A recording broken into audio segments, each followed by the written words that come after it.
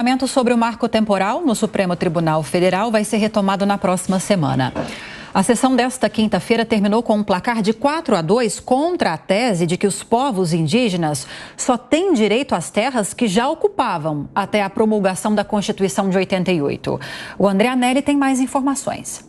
O julgamento avançou mais e o placar parcial agora é de 4 votos contrários ao marco temporal e 2 a favor.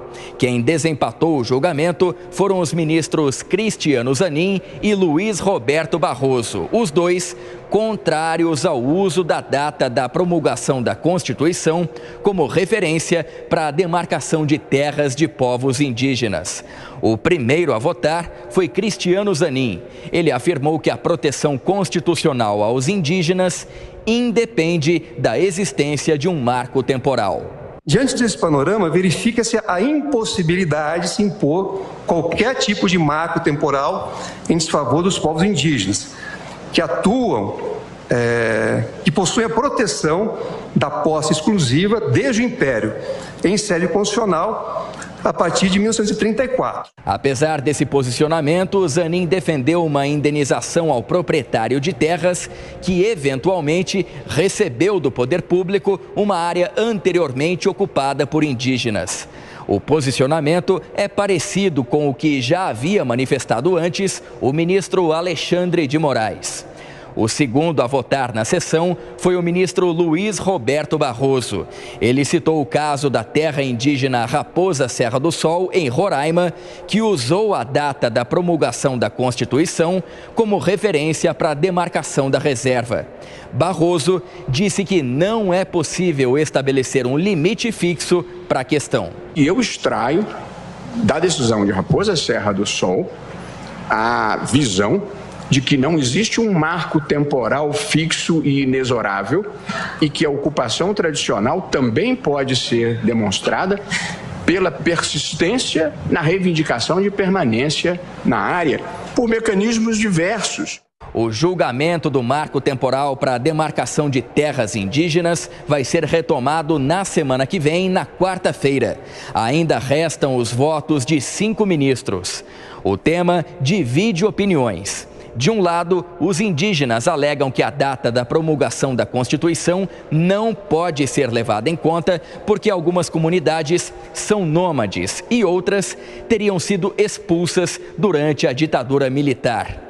Já o setor produtivo do agronegócio defende o contrário, que a medida é necessária para garantir segurança jurídica, principalmente aos agricultores e criadores de animais, responsáveis pela geração de emprego e renda e pela oferta de alimentos. De Brasília, André Anelli. Amanda Klein, vamos falar um pouquinho sobre essa votação, esse julgamento no STF, porque o voto de Alexandre de Moraes, anterior a esses 2 votos que o Anelli trouxe detalhes agora para a gente, traz algumas questões, alguns pontos que envolvem a própria indenização de novos proprietários dessas áreas, dos povos originários, algumas questões que envolvem também a própria exploração econômica mediante autorização desses povos, dessas áreas também. Esse voto está sendo visto como talvez uma forma de mediar, de encontrar um meio termo para essa discussão, que inclusive essas questões podem ser utilizadas na votação no Congresso Nacional. Não sei se você tem apurações a respeito disso, como você está acompanhando essas discussões? Lívia, eu acho que é preciso estabelecer critérios objetivos, porque pelo que a gente tem acompanhado desse julgamento no Supremo Tribunal Federal, vai caminhando para contrariar a tese do marco temporal. Isso é certo, porque a tese do marco temporal ela não está expressa na Constituição. Ela foi alvo de uma interpretação do Supremo Tribunal Federal quando julgou o caso Raposa do Serra do Sol, cujo objetivo era tentar pacificar esses conflitos de demarcação das terras indígenas. Mas isso não aconteceu justamente o contrário. A demarcação das terras indígenas travou completamente. Tem vários processos aguardando uma outra decisão do Supremo Tribunal Federal. E não deixa de ser muito irônico que nós, os colonizadores, homens brancos, estejamos decidindo o destino dos povos originários, ou seja, dos povos que já estavam aqui antes de nós chegarmos. Mas é exatamente isso que acontece.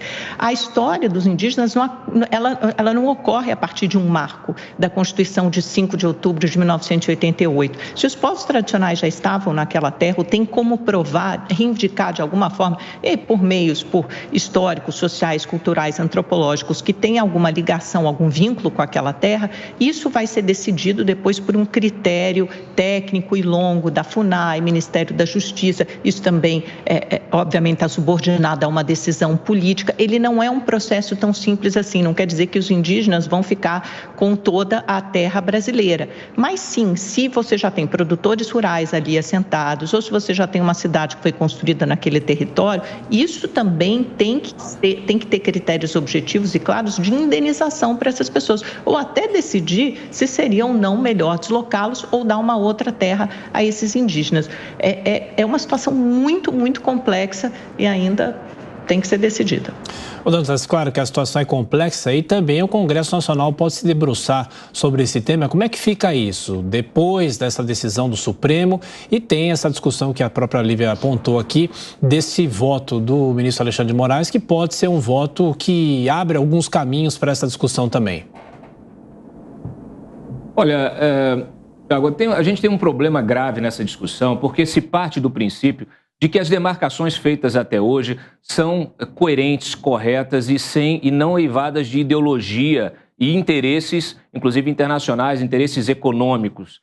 Essas demarcações, elas deveriam passar por um crivo, por um pente fino, iam mostrar que essas comunidades, esses indígenas, muitas vezes essas comunidades surgem em locais, na maior parte das vezes, em locais onde há interesses econômicos. Anos atrás nós tivemos ali uma aldeia que surgiu do nada numa praia em Niterói, lá no estado do Rio. Então, assim, como é que você tem esse tipo de situação? Outra hora tinha no litoral de São Paulo, na época que o Ike Batista estava fazendo um porto, surgiu também uma outra aldeia que não existia antes, e aí, de repente, não, nós temos aqui uma tradição, nós estamos aqui há muitos anos. Olha, isso desconsidera, inclusive, toda a evolução do ponto de vista antropológico do Brasil. A população ela é majoritariamente miscigenada. Não, nós temos índios isolados? Sim, mas o resto não. É como Lula disse, chamando o Wellington Dias do índio mais esperto que eu conheço. Nossos índios são como o Wellington Dias. Eles já estão fora, já estão dentro do processo civilizatório, já estão fora da cultura, longe da sua cultura, e eles fazem parte já da economia. Aliás, muitos deles, daqueles que ainda vivem hoje, que estão em reservas, querem o Estado presente, querem infraestrutura, querem ter uma economia de mercado, querem poder produzir, ganhar seu dinheiro, construir a sua casa e ter a sua vida. Então, essa discussão ela é romantizada e ela é absolutamente sem sentido. Normalmente, todo esse processo de demarcação, o objetivo é econômico e basta fazer um pente fino disso e criar critérios claros para esse tipo de demarcação.